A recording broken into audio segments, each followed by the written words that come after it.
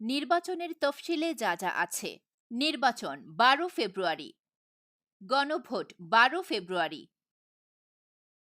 প্রতীক বরাদ্দ 21 জানুয়ারি,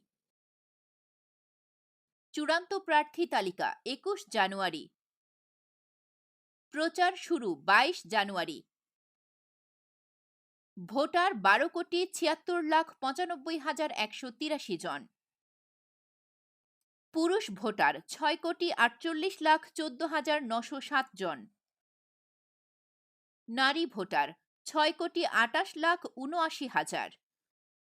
মনোনয়নপত্র জমার শেষ তারিখ 29 ডিসেম্বর।